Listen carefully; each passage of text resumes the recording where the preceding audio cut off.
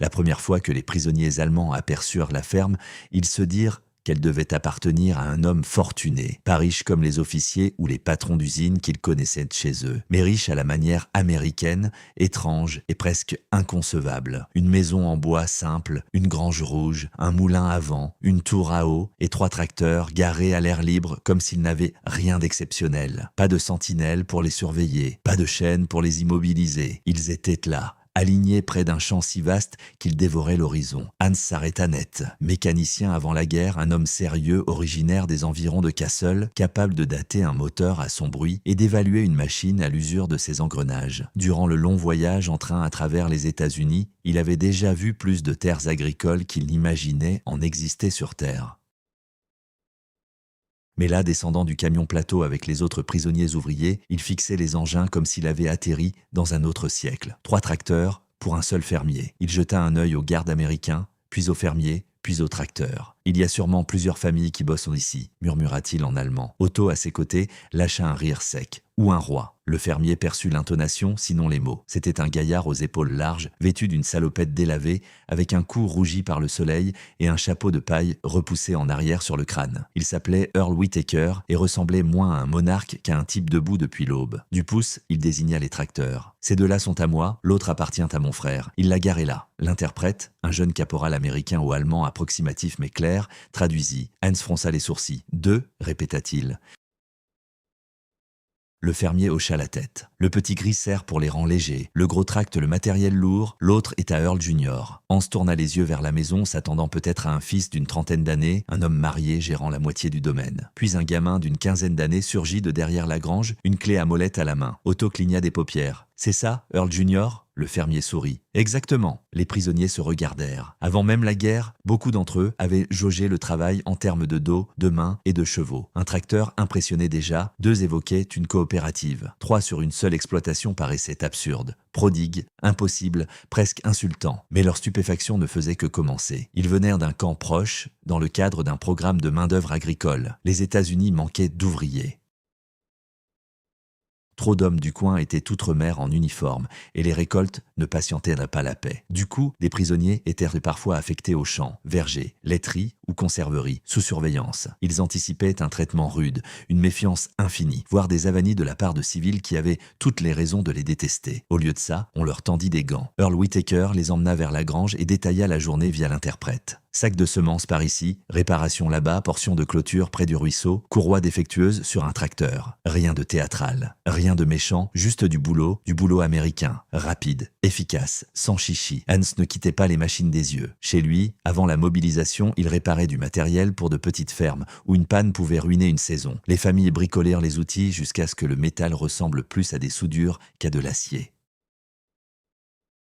Ici, un tracteur aux chenilles arrière usées côtoyait un autre, sans paraître antiquité. Même la grange regorgeait d'équipements qui auraient tôt laissé un mécanicien de village muet d'admiration. Pièces de rechange, bidons d'huile, charrues, semoirs, chaînes supplémentaires, outils rangés en bon ordre. Otto marmonna, ce n'est pas une ferme, c'est un atelier déguisé en ferme. Le caporal traduisit aussi ça. Earl éclata de rire, sans moquerie, avec la simplicité d'un homme entendant une évidence. Attendez de voir la ferme des Johnson. Hans crut à une erreur de l'interprète. Mais à midi, après des heures à soulever et réparer sous un ciel immense qui semblait trop vaste pour un seul pays, il comprit que les tracteurs n'étaient pas le vrai choc. Le vrai choc, c'était l'ampleur, l'énormité. Lors de la pause déjeuner, les prisonniers s'installèrent à l'ombre d'un cotonnier près du chemin. La femme d'Earl avait sorti des sandwichs, des pommes et des bidons d'eau fraîche. Personne ne feignait de les recevoir en invités. Personne ne faisait semblant qu'ils étaient air libre. Mais on les nourrit correctement. On s'adressa à eux sans détour, avec une correction pragmatique qui les déconcerta plus que la colère. Hans mâchait en silence, le regard perdu sur la route. Puis il repéra quelque chose d'étrange. Toutes les quelques minutes, un camion ou un tracteur passait. L'un tractait une charrette de foin. Un autre transportait de la nourriture pour bétail. Un troisième avait un ramasseur mécanique à l'arrière. Un dernier remorquait un engin inconnu. La poussière montait dans la lumière de l'après-midi comme de la fumée. « Combien de fermes sur cette route ?» demanda-t-il. L'interprète se protégea les yeux et scruta les environs. Cette route peut être 8 tout près, plus si on compte celle de l'autre côté du ruisseau. Hans posa son sandwich. « Et elles ont toutes des machines ?» Le caporal lui lança un regard qui laissait entendre que la question en elle-même était surprenante. « La plupart. » Hans scruta à nouveau la route. La plupart. Cet après-midi-là, Earl avait besoin d'une pièce en ville. Il chargea donc 2 prisonniers, le caporal et une caisse de roulement usée dans le camion. Hans fut sélectionné pour sa connaissance des machines. Otto l'accompagna car il pouvait soulever n'importe quoi. Et parce que Earl le jugeait fiable. Ils roulèrent sur une piste de gravier qui traversait des champs de maïs, passant une ferme, puis une autre encore. Chacune possédait sa grange. Chacune avait des camions, des tracteurs, des moissonneuses-batteuses ou des accessoires garés près des hangars ou sous des abris ouverts, avec des tours à eau, des silos, des rangées d'arbres brise-vent, des clôtures s'étirant à perte de vue, des troupeaux de vaches se déplaçant comme des points sombres sur fond de champ. Puis ils arrivèrent sur une élévation du terrain. Earl ralentit le camion et désigna la vallée d'un doigt. « Là-bas », dit-il. Le caporal traduisit, Hans regarda au dehors et l'espace d'un instant oublia de respirer. Le comté s'étendait sous leurs yeux dans toutes les directions. Les fermes formaient un immense patchwork de vert, de brun et de lignes géométriques. Les toits des granges scintillaient en rouge sous le soleil. Des élévateurs à grains se dressaient près de la voie ferrée au loin. Des tracteurs progressaient dans divers champs, minuscules et affairés comme des scarabées. De la fumée s'élevait d'un hangar à machines quelque part très loin.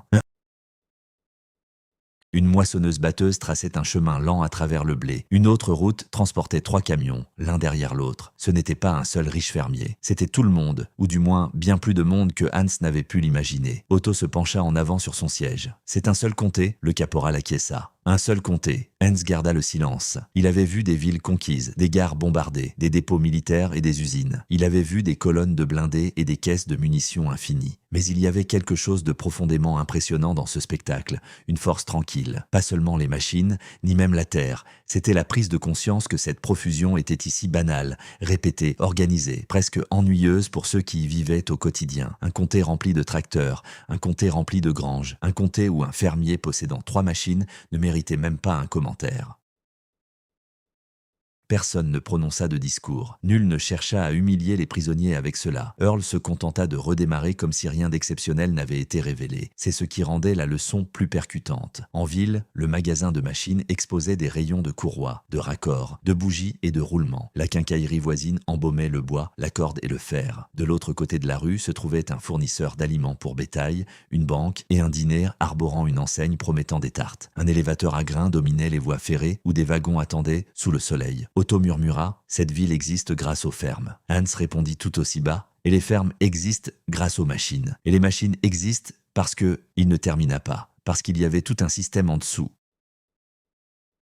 Carburant, acier, route, chemin de fer, pièces de rechange, mécaniciens, banques, main-d'œuvre, bulletins météo, téléphone, revendeurs, usines. Pas un miracle, mais un réseau. Un pays conçu pour transporter, cultiver, réparer, remplacer. Pour la première fois depuis sa capture, Hans éprouva une défaite d'une autre nature. Pas celle d'un soldat dont le front s'est effondré. Celle d'un homme qui comprend que l'adversaire jouait une partie bien plus vaste depuis le début. De retour à la ferme, les journées s'organisèrent en une routine. Travail au lever du soleil, réparation, portage, rustine, empilement, transport. La femme d'Earl apportait parfois des biscuits dans un panier doublé de tissu. Earl Junior posait sans fin des questions sur les moteurs, cherchant toujours à savoir pourquoi une machine grinçait et une autre ronronnait.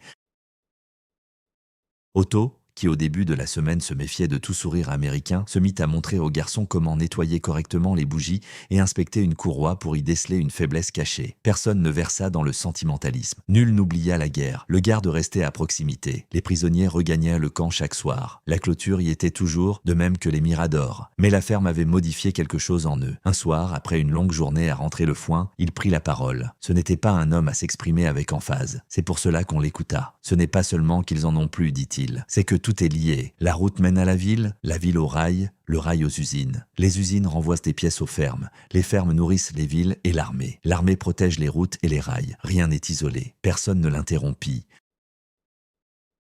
Hans contempla ses mains. Sur cette ferme, j'ai vu 3 tracteurs et cru que le fermier était exceptionnel. Puis j'ai vu le compter. Le fermier était ordinaire. C'est ça qui m'a terrifié. Otto, allongé sur la couchette du dessus, fixa le plafond et murmura « Oui, des mois plus tard, après d'autres corvées et d'autres saisons qui défilaient, Hans se souviendrait de cette colline dominant la vallée plus nettement que bien des champs de bataille. Non parce qu'elle était spectaculaire, mais parce qu'elle était vraie. Cela lui dévoila ce que nulle propagande n'avait su lui montrer. La puissance des États-Unis ne se limitait pas à leurs armes.